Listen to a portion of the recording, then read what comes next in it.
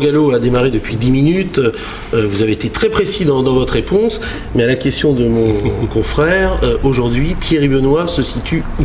Ou bien, je vous dirais... Parce qu'on peut être de gauche avec plusieurs partis, on peut être de droite avec plusieurs partis, on peut être du centre avec plusieurs partis, mais vous, très concrètement, aujourd'hui? Il reste centriste. Et oui, je regarde. Attendez, je vais vous faire une confidence. Nous l'attendons. Nous sommes sur un plateau télévisé et je vais vous faire une confidence. Vous aurez de la chance. Merci. Voilà, vous aurez la primeur. On pourra même dire un scoop si vous le souhaitez. Je reste un centriste. Je regarde M. Chopin en lui disant, parce que c'est vrai que c'est une question qui vous interpelle depuis un an, vous voulez à tout prix coller une étiquette aux candidats et surtout aux élus lorsqu'ils sont élus. C'est surtout pour la vérité des étiquettes. Alors, je vais, moi, poursuivre et je vais vous expliquer que la recomposition du centre en France va durer des années. Et la 13e législature et la conséquence de l'élection de Nicolas Sarkozy, président de la République, et de la pratique de l'ouverture telle qu'il l'a réalisée, a dissous, je dirais, la famille centriste, il faudra la législature pour la reconstituer. Je ne suis pas pressé de prendre une étiquette. Par contre, je vais vous faire une confidence. Dimanche prochain, je serai avec Jean Arthuis pour travailler au rassemblement des centristes de l'UDF qui ne se retrouvent pas dans le MoDem. Donc ça, je vais m'expliquer. Et avec Jean Arthuis et d'autres sénateurs et quelques députés européens, nous allons expliquer cette volonté de rassemblement des centristes pour un large rassemblement des centristes, bien au-delà du strict nouveau centre ou du strict MoDem. Et vraisemblablement, semaine prochaine, j'engagerai une démarche pour me rattacher administrativement au groupe centriste de l'Assemblée nationale, c'est-à-dire au groupe Nouveau Centre. Je m'explique. Il y a deux démarches donc, que j'engage. Je poursuis la démarche de reconstruction et de rassemblement des centristes.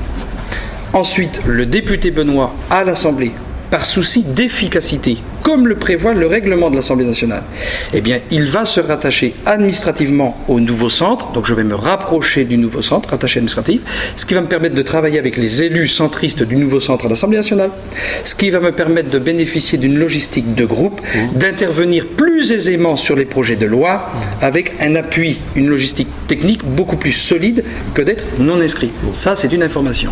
Donc, c'est un rattachement administratif. Et ensuite, je continue mon œuvre, je poursuis mon œuvre de rapprochement entre les centristes du nouveau centre et la démarche que engage Jean Arthuis et quelques autres sénateurs.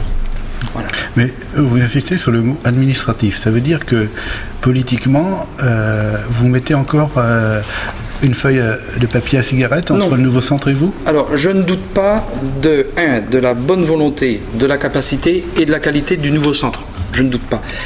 Simplement, il faut quand même constater que sur la méthode, le nouveau centre d'Hervé Morin a été créé et a vu sa création donc se réaliser dans l'urgence, de manière consécutive à l'élection présidentielle.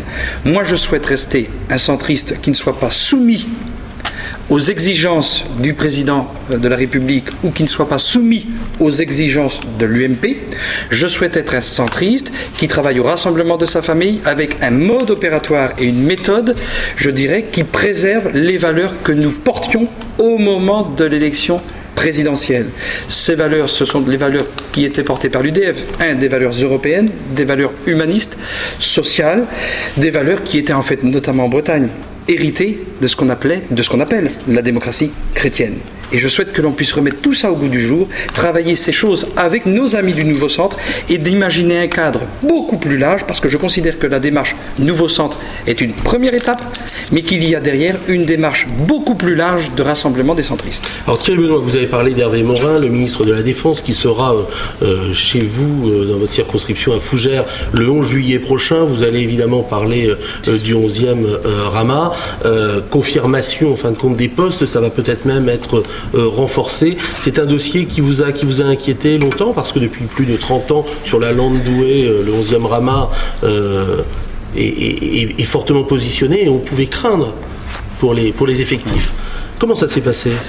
Disons que c'est vrai que nous sommes, je dis nous, parce que collectivement, les élus locaux, alors bien sûr de la ville de Saint-Thomas-du-Cormier, du canton et du pays de Fougères, se sont aussitôt pris connaissance de la volonté de réforme du président de la République et notamment la réforme de la carte militaire, s'est posé la question du maintien du 11e Rama. Et je dois reconnaître que j'ai pu tisser des liens, je dirais, une relation de confiance avec le ministre de la Défense, Hervé Morin, et ses collaborateurs, ce qui nous a permis, je dirais, de suivre l'évolution de cette réforme, sans nous dévoiler, je dirais, les coulisses de la réforme, parce qu'à l'heure actuelle, nous n'avons pas tous les éléments, mais nous sommes autorisés à constater et à dire aujourd'hui, à confirmer le maintien du 11e Rama, donc sur le site de la Landouée, donc sur la commune de Saint-Thomas-du-Cormier, qui devrait voir ses effectifs renforcés. Alors, il est vrai qu'en décembre, fin d'année, donc 2007, j'avais proposé à Hervé Morin de se déplacer dans la circonscription, dans la 6e circonscription d'Ille-et-Vilaine et de venir en pays de Fougères. Et je ne vais pas vous cacher, je l'ai invité pourquoi ? Pour qu'il vienne en tant que ministre de la Défense, envoyer un message fort à la population du pays de Fougères sur deux sujets, deux dossiers sensibles, mais qui concernent ses attributions de ministre de la Défense. La réforme de la carte militaire et le 11e Rama. 2.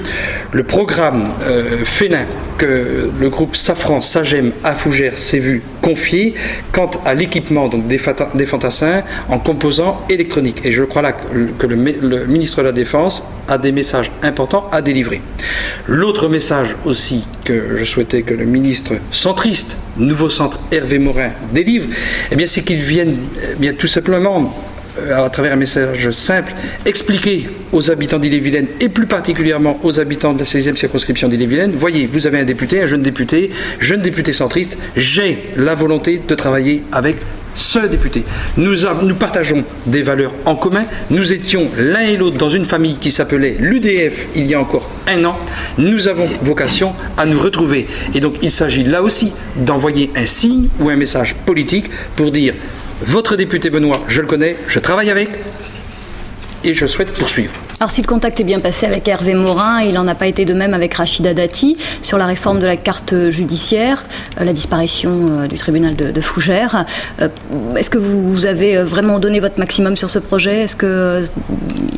Alors, sur cette question de la réforme de la carte judiciaire, je respecte la ministre Dati, je respecte le garde des Sceaux, je suis profondément, mais profondément déçu par la méthode qu'elle a employée pour appliquer sa réforme.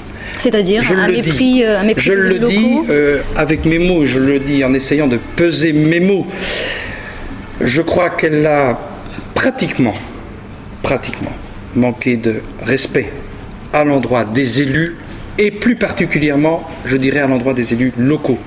Je crois que la moindre des choses dans le cadre de cette réforme, c'était déjà qu'il y ait une vraie concertation. Moi, j'ai été, en tant que député, il est vrai, invité à une réunion organisée par monsieur le préfet de Bretagne, préfet d'Ille-et-Vilaine, monsieur Daubigny, en préfecture. Nous avons eu la possibilité de s'exprimer. Je suis au regret de constater que le maire de Fougères, Louis Février, n'ait pas été contacté, au moment de la concertation, et qu'il ait appris par ma voix, parce que je l'ai appris moi par une collaboratrice de la garde des Sceaux qui m'a informé donc des conséquences de la réforme pour ce qui concernait le territoire de Fougères, c'est-à-dire la perte du tribunal d'instance et la perte du conseil des prud'hommes, et je crois que c'est irrespectueux dans la méthode. Nous avons travaillé ce dossier, je le dis de manière unanime, nous avons porté ce dossier avec l'ensemble des élus du pays de Fougères, toutes tendances politiques confondues, droite, gauche et centre. Nous avons porté ce dossier et nous l'avons travaillé aussi en coopération pour faire des propositions avec nos amis élus du pays de Vitré, avec comme chef de file Pierre Meignery. Nous avons envoyé des courriers.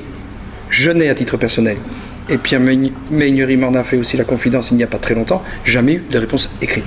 Et je crois que dans la méthode, c'est un carton orange foncé, pour ne pas dire un carton rouge, que je devrais délivrer, que nous devrions délivrer à Mme Dati. Je crois que les réformes sont nécessaires, mais dans le mode opératoire, Thierry Benoît.